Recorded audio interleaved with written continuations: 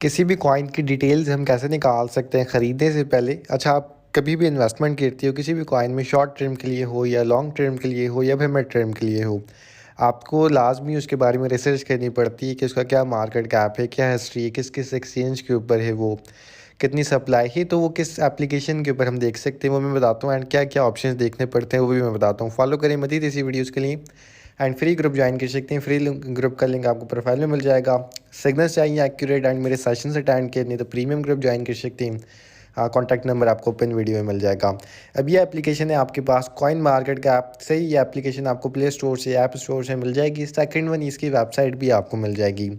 अब ये जो वेबसाइट है इसके ऊपर रैंक हुए हुए कॉइन, जिस कॉइन की सबसे ज़्यादा मार्केट कैप है वो नंबर 1 पर रैंक है, जिस कॉइन की उससे कम मार्केट कैप है वो सेकंड नंबर पे, थर्ड नंबर पे, फोर्थ नंबर पे, इस उस हिसाब से रैंक हुआ हुआ ये वेबसाइट के ऊपर कॉइन्स। सही। अब यहाँ पे फर्स्ट नंबर पे जैसे हमारे पास BTC कॉइन है, तो यहाँ पे BTC की हमें प्राइस भी बता रहा है कि क्या प्राइस है। इसको क्लिक हम करते हैं तो यहाँ पे इसकी मार्केट कैप में हम जाते हैं तो ये मार्केट कैप भी बता देगा कि राइट नाउ क्या करंट मार्केट कैप से रही है। 780 कुछ मिलियन डॉलर्स की मार्केट कैप से रही है। प्लस इसका जो पेज है यहाँ पर भी मार्केट कैप दिखा देगा। BTC के नीचे आप देखें मार्केट कैप लिखी हुई है 783 बिलियन, इथेरियम के नीचे लिखी हुई है 266 बिलियन, तो यहाँ पे रैंक है। अब किसी भी कॉइन को हम लॉन्ग टर्म के लिए इन्वेस्ट करना चाह रही तो उसकी अभी हमने मार्केट कैप देखना है। कोई से भी रैंडम कॉइन में डाउन से उठाता हूँ कॉइन को। सबसे पहले मैं यहाँ पे लेट्स सपोज मैं लूना सी कॉइन उठा लेता हूँ। इसमें मैं लॉन्ग टर्म इन्वेस्टमेंट करना चाह रहा हूँ तो मैं क्या देखूंगा, मैं देखूंगा सबसे पहले लॉन्ग टर्म इन्वेस्टमेंट करनी तो मैं देखूंगा कि सबसे पहले कि किस किस एक्सचेंज के ऊपर लिस्ट है। उसके लिए मैं जाऊंगा मार्केट्स में तो ये बता देगा इस एक्सचेंज के ऊपर ये लिस्ट हुआ हुआ है। बाइनांस के ऊपर लिस्ट है, कुकॉइन के ऊपर, ओकेस पे, बिंगएक्स पे, गेट आईओ पे, बिटगेट पे, मतलब जितनी बड़ी एक्सचेंजेस सबके ऊपर लिस्ट है। तो उसका मतलब क्या है कि काफ़ी अच्छा प्रोजेक्ट है, स्ट्रॉन्ग प्रोजेक्ट है। जो भी सब एक्सचेंजेस ने उसको लिस्ट किया हुआ है तो उसमें मैं इन्वेस्टमेंट कर सकता हूँ। सही। अब यहाँ पे हमने देख लिया, इस चीज़ से हम सेटिस्फाई हो गए कि मार्केट्स के अंदर काफ़ी अच्छी एक्सचेंजेस के ऊपर लिस्ट रही। अब हम देखेंगे कि कितनी परसेंट इसकी सप्लाई लॉक है। अगर लॉन्ग टर्म इन्वेस्टमेंट हमने करनी है तो हमने मेक श्योर करना है कि एटलीस्ट 80% सप्लाई इसकी अनलॉक होनी चाहिए। सही। अब यहाँ पे हमें इसकी टोटल सप्लाई दिख रही है 6.81 ट्रिलियन एंड जो सर्कुलेटिंग सप्लाई है वही 5.79 ट्रिलियन। सही। मतलब ये कि सर्कुलेटिंग वो सप्लाई है जो मार्केट में ही एंड जो उसकी रियल सप्लाई है वही 6.8। मतलब आप ये कंसिडर कर सकते हो कि इसने तकरीबन अपनी 85% सर्कुलेटिंग सप्लाई अनलॉक कर दी। अब इस चीज़ का क्या फ़र्क पड़ सकता है फ्यूचर में अगर हमने इसको 5 साल के लिए होल्ड किया हुआ एंड जो पेंडिंग 15% सप्लाई है ये मार्केट में आ जाएगी तो कॉइन अपनी प्राइस ड्रॉप करेगा तो लॉन्ग टर्म में उसमें फिर हमें नुकसान हो सकता है। सही।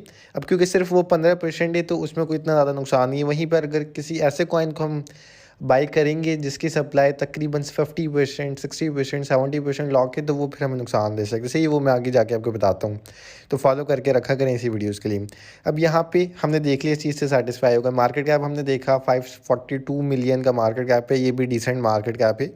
सेकंड वन हमने देखना है कि जो उसकी सप्लाई है वो वेरीफाई है या फिर नहीं। सही।